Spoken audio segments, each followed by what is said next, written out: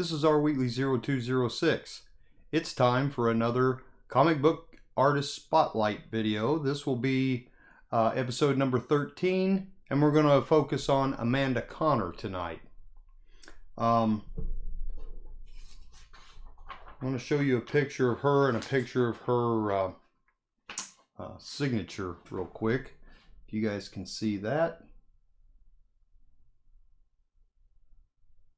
Her signature down below. You can actually read her signature, which is pretty neat. So anyway, I do actually have a few books of Amanda Conner's, and like I said last week, there's just been a lot of stuff going on, and it's hard for me to get time to get everything together, but I did manage to pull a few books together tonight. I'm sure I have more than what I found, but I wanted to get this video done. So anyway, so let's start off with she was born April the 12th of 1967. I didn't realize she was quite that old. Not that that's old. She's about 3 years younger than me. So anyway, she was born April 12th, 1967, and she started in the comic book, doing comic book art and illustrating and so on in the late 80s. The earliest I could find was 1987, and she started with Archie Comics and Marvel Comics back in the late 80s, and then she moved on to do Vampirella in 1990, I believe. So anyway, I just wanted to give you guys a little bit of information about her, and then I'll show you some of her books. She began her professional art career as an illustrator for New York City ad agency. However, her love of comics and cartooning soon led her to the comic world, where she initially found work at companies such as Archie, Marvel, and Claypool Comics, which I've never heard of. Claypool Comics. If anybody has any information about them, please let me know, because I've never really heard of them. Since then, she has worked on a number of high-profile projects spanning a variety of genres. Her work includes Vampirella, Painkiller Jane, as well as creator-owned projects such as Gatecrasher, with co-creator Jim Palmiotti, which also Jim Palmiotti happens to be her.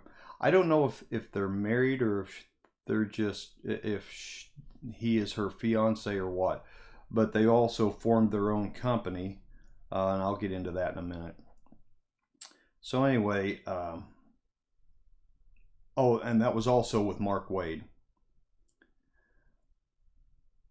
Let's see. Her work for DC Comics includes Codename Knockout, Birds of Prey, Terra. You know, I think I have a Birds of Prey, but I didn't look for that one. A well-regarded run on Power Girl and Before Watchmen, and also Silk Spectre. Amanda, along with her artist, writer, fiance, okay, there you go, Jimmy Palmiotti, and writer Justin Gray, currently work together via their company called Paper Films, which you can go to their Paper Films website. It's paperfilms.com, and you can see her work and Jim Palmiotti's as well.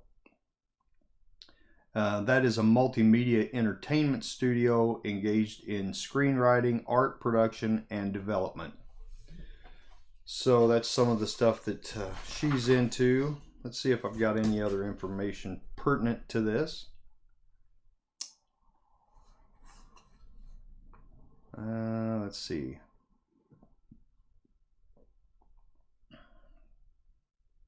Oh, here's something. Her other published work includes illustrations for the New York Times and Revolver magazine,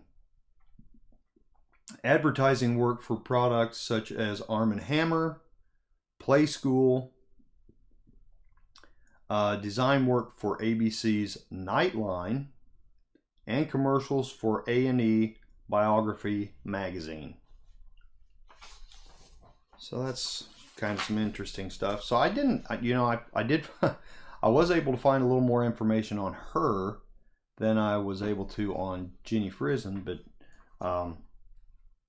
and then I did also find that I do have some other Ginny Frizen books, but unfortunately I didn't show them the other night. Okay. So Amanda Conner started out in comics working on small projects for Marvel and Archie. She had been working as an illustrator for a New York ad agency. The print's kind of small on this, so I'm having a little trouble reading it. I think it says Comhauser and Colin and Kidvertisers. She worked on a number of launches and campaigns such as Arm & Hammer, Play School, Nickelodeon, to name a few. So let's see. Amanda Conner did some modeling art reference work for Marvel miniseries Elektra, Assassin, and those are some of the works that she did in the 1980s. And then Joe Jusko, or for Joe Jusko, Punisher and Painkiller Jane in 2000. Amanda then moved on to do what is probably her best known work. She did several years as penciler on the hit series Vampirella for Harris Comics and drafted 24 issues.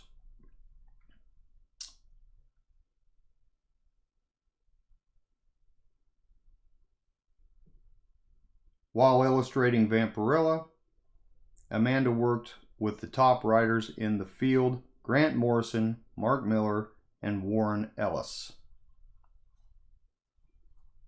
I was trying to find something. Oh, here we go. Since then, Amanda has moved on and has worked on many of the top titles in comics such as Lois Lane, Codename Knockout, Birds of Prey, and those are all for DC Comics, Vertigo line, and for the Vertigo line, X-Men Unlimited for Marvel, co-created Gatecrasher for Black Bull Comics, and The Pro, a creator-owned book for Image Comics with Jimmy Palmiotti and Garth Ennis. It's kind of funny, nothing on here talks about her runs of Harley Quinn. However, when she talks about it, I watched a couple of interviews of hers, and she talks about how much she enjoyed doing the Harley Quinn run, because I think she'd done that for like 4 years, from like 2014 to 2018, I believe. And then after that, she was doing some work on Wonder Woman. But from my understanding, when she first started on that, she wasn't really doing covers as much as she was interior work. So, but anyway, let's see. Do I have anything else to tell you about her?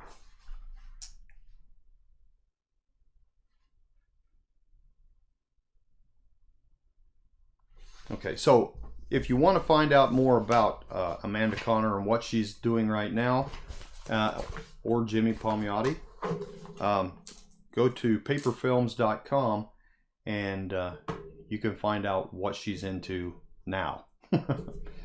So anyway, I want to show you a few books, and what I've picked out are all Harley Quinn books. So, and some of these are some of my very favorite Harley Quinn covers.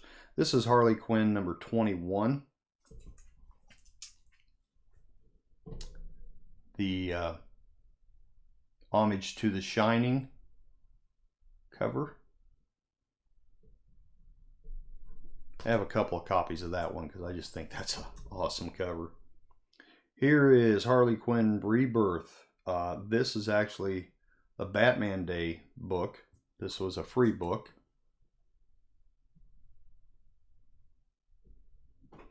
And I don't know if you can see it or not. Well, oh, it doesn't have it on here, but over to the, it doesn't have her signature, but over to the side here, it does have Connor, Palmiotti, who else? Timms, and yeah, Hi-Fi, whoever that is. Okay, Old Lady Harley number 5. She did the cover on this, and you can see, well, right here it says Connor. Let's see if I can get that a little closer so you can see it a little better.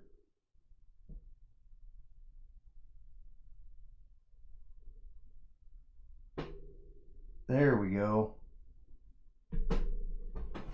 It's kind of hard to lean over this table up towards the camera because the camera's on the other side of the table. Here's Harley Quinn Rebirth number 1. And it's signed right down, or not signed, but her, well, I guess you could say it's signed. I didn't have it signed, but she signed the cover here on this one. Okay. Joker Loves Harley, number 13. You can see right here, let me get up here again, where she signed it. Yeah, I could get, whoops, sorry about that. I could get this to, there we go. Okay. This is another one of my favorites. I love comic book covers that are holiday related. This is Harley Quinn number 10. Christmas cover with her sitting on Batman's lap. He looks really happy about that.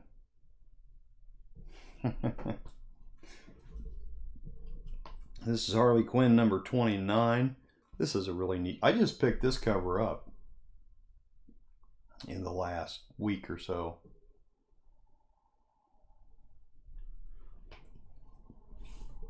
And the last cover I have to show you is Harley Loves Joker number 1.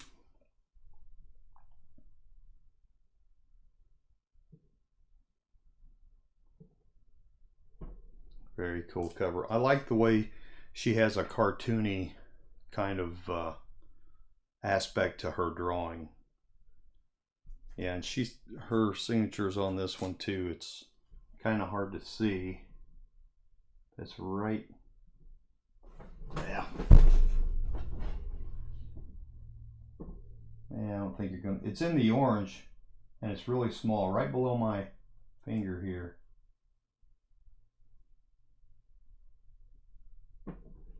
Really hard to see. It's really small.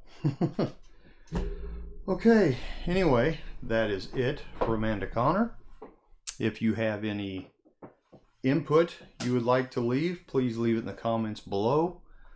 Like I said, I know that she's gotten very popular over the last several years, and a lot of people like her artwork. I personally like her artwork as well, and I know I think Boom Boom Comics is the one that's talked about it. Maybe Simply Incredible Podcast too, but I think they met her at Heroes Con and had some books signed and said she was really nice to, you know, converse with and so on. But so anyway, that's all I have for Amanda Connor. Hope you enjoyed this video. If you did, please hit the like button. If you've not subscribed to my channel, I would appreciate you clicking that sub button. And hit the bell if you want to know when my next videos are coming out. So give me some feedback, guys. Let me know what you think of this. And guys and gals, Let me know what you think of this. If you, like I said, if you have any information that I didn't share, please feel free to leave comments down below so that we all can learn more about these artists. So I thought I'd do, you know, a couple of ladies that's in the comic book art world, and mix it up a little bit. I hope you enjoyed. I know it seems like people enjoyed Jenny Frison, and so I thought I would do Amanda Conner this time, and next time I'm probably going to do. I may do somebody with a little more modern. You know, I've done a few guys from the old days, and I've done Artgerm, you know, a kind of a newer artist since the late 2000s, and but I know there's a lot of people out there like people like Josh Middleton, and you know, people like that. I know Joker likes Bernie Wrightson, and so I want to do one on him before long. So we'll just have to see who the next one's going to be. And give me some feedback on these. You know, let me know if you're enjoying this. I mean, I'm getting feedback from them, but really haven't got what I would call a lot of views on it. Neal Adams and the one I done last week for Jenny are probably two of the top ones that I have as far as viewers. And you know, just give me some hints on, you know, who you'd like to have me talk about next, because like I said, I've got like 55 artists on there. This is episode 13, so I've covered 13 of those 55. But give me some feedback on who you'd like to see next. I'd really appreciate that, because I want to put content out there that you guys are going to want to see. And you know, I know what I like, but I don't know what everybody else likes. I mean, I do know, you know, Amanda and Jenny and people like that, because I see people showing a lot of their work. I did think about doing Frank Cho pretty soon. Francesca Mattina, or Francesco Mattina, however you pronounce it. I want to do one on him soon. Mark Brooks, I'd like to do Mark Brooks. You know, I really enjoy Mattina's covers. So, but give me some feedback. Let me know what you know, and I'm kind of trying to watch to see what people are showing on their channels, to see you know, what artists that people are very prominent about. And I do know I've seen a lot about Amanda and about Jenny, so that's why I wanted to do them now. Mattina may be the next one I do, and I do have several Mattina books, and of course they're mostly Batman. But I do have some Deathstroke and some other things of Mattina's. So anyway,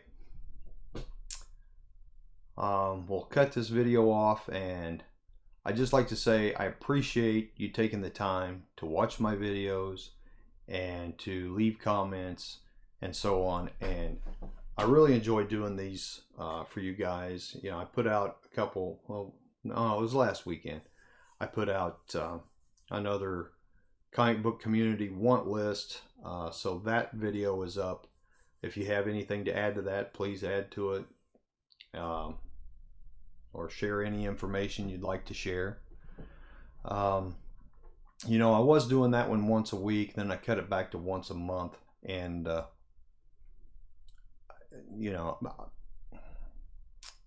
I'm not sure if I'm going to keep going with it or not. I'm going to keep going with it for a little while yet. I mean, I'm probably going to do it on a monthly basis for at least the next, well, until the end of the year anyway. And if it doesn't look like it's really, you know, doing anything, then I may go ahead and cut it off. But you give me feedback on that and let me know. I'd appreciate it. Everyone have a great night, and we will see you all next video.